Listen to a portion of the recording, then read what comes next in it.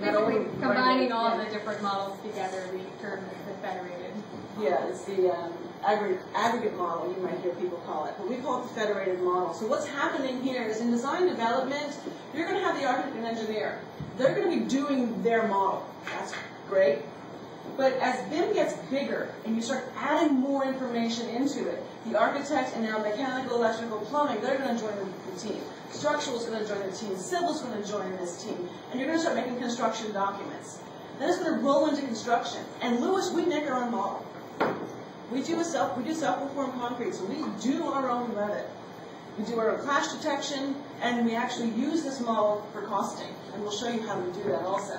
But everybody else gets involved in this, and you see it becomes a much more robust model. So that virtual design and construction comes into play.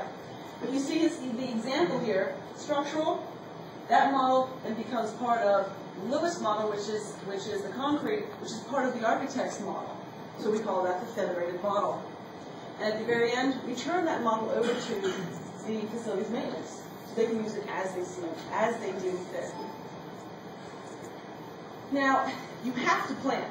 We've heard that before. You just can't walk in and go, yep, let's do BIM. How? This is actually out of our BIM execution plan. You saw Mortensen showed you that BIM execution plan, that blue thing there. That actually was started out in Penn State. And that thing's 175 pages long.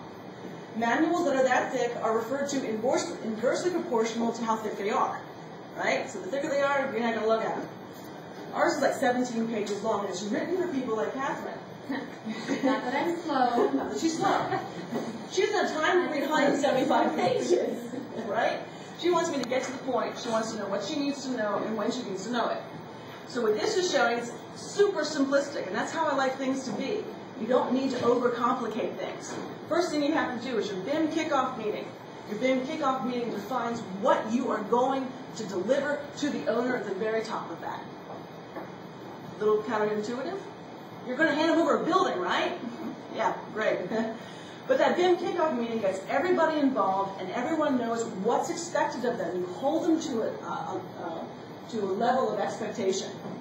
Then everyone goes off and does their own modeling effort. They do that modeling effort because you've told them exactly where the building sits spatially, GPS in the world. They go off and do their own modeling effort. Each week, we have a BIM conflict meeting. We haven't clashed anything, but when Lewis is doing their model with the architect's model, we may note that they're saying I'm supposed to have an elevator pit slab that's 5 feet below. We've had one where it says it's 4'6". So wait a minute, we have a 6-inch discrepancy of concrete. What happened?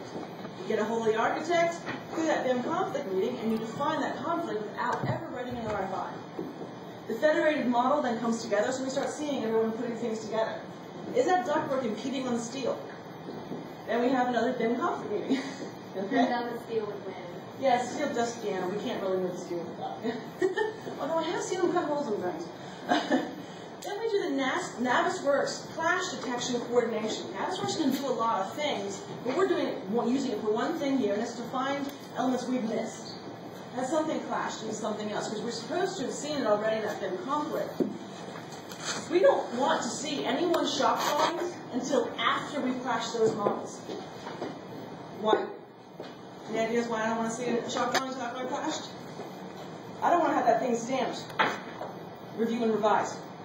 Right? I'm doubling up my work. Don't send me something that we haven't clashed. You may be sending me something that's actually too large. So after the Navisworks one, we get our shop drawings. After shop drawings are approved, then you can go fabricate. And in the fabrication process, we get our work package drawings, so we can do all of our own work with it. Then we hand off to the owner. This is where the I of costing comes in. Okay? So everybody's costing. Here we go. This is Revit. Nothing special out of this. I'm not using anything that doesn't come out of the box. But what we've done, this is simply an 8-inch suspended slab. But I can tell you how long it's going to take us to form it. I can tell you how long it's going to take to place it. I can tell you this T-phase code here, this is our Timberline phase code. So we use Timberline as the estimating software. Now, as you heard before, we can't put everything in the model. We just can't do it. Now, I think Andre was trying to said that this morning. I mean, the Revit model is great for pulling quantities out of, but Louis, and I'm not sure if Mortensen does this as well, but when we pull the quantities out of Revit and we put it into our own estimating software. So Timberline estimating is what we use to estimate projects, but being able to pull quantities out of the model and make sure that we've got the scope identified has made it a much faster process. And if you look at this here, just this one down here, these are concrete walls. I can tell you the wall area, form hours, I don't know if you can see it all the way back there. How much concrete needs to be purchased? I can tell you that. The neat versus the placed concrete. How many hours it'll take, the patch square footages, the patch hours, the rub finishes, the rub hours, and total hours for this. Again, that extra software I showed you in the beginning, we can actually send this out from Revit to your Excel spreadsheet through BIMlink, and it stays connected. So if I add another floor in here, or add another wall in here, the core wall enlarges, I will know immediately in those Excel spreadsheets. So the key in this is the information that you put into the model. I mean, garbage in the model is garbage out of the model. So where Lana would say, she's able to see how long it takes. Well, she's able to see that because we've used our historical production rate data to input into the model, and that's how we get that information. And what's even more interesting is, this obviously is a slab, but if we come in, you'll see some wall systems that we put together.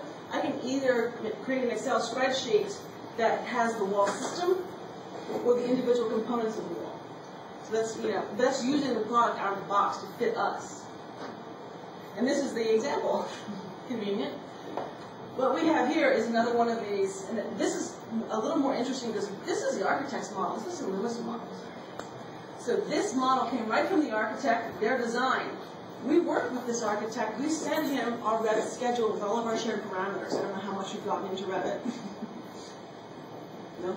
Well, for shared parameters, blank stare. For this, we actually had an employee stationed in the architect's office. That was the first step. Yeah, in Portland. To set up the model such that both of us could use it. So what we're saying with that is, what I can do now is just send off the schedule, so I don't even have to co-locate anymore. Co-locating is actually becoming kind of obsolete. You'll hear people say, oh, we got to be in each other's office.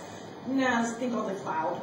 We don't really have to do that anymore. We didn't have that just a year ago. No, we didn't. That's how quickly 6 months. Yeah. Even 6 months ago, I couldn't have even said you don't need to co-locate. But what we did here is we sent this to the architect. We have to work with them. But if I'm getting a new model from the architect every week, I am not typing in all those codes in there to organize up this work. If I can embed it in the architect's model, all the better for us to use this information. Again, we had a conference with the architect and said, hey, you know what, could you please stop your concrete columns at the bottom of the slab and not run it through the slab? I'm not going to build it that way. They're like, sure, no problem. So what we did was then, we went through and we color-coded the model to all the different wall systems that we have in here.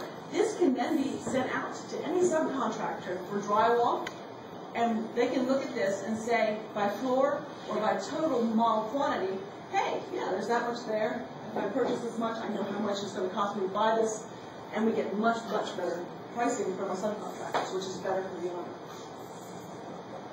Yeah, I mean, the other cool thing that this does is by color coding it, say red as a rated wall, you can actually track the rating through the building to make sure that you've accounted for it correctly for code. So it's helpful in that regard as well. So are you at all concerned if you're using your historical cost data that you're giving it or sharing it with an architect? We don't share cost.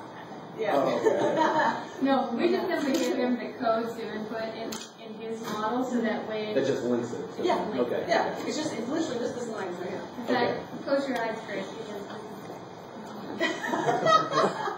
Earmuffs. Earmuffs. Yeah. So after we've gone through and gotten all these contracts with this.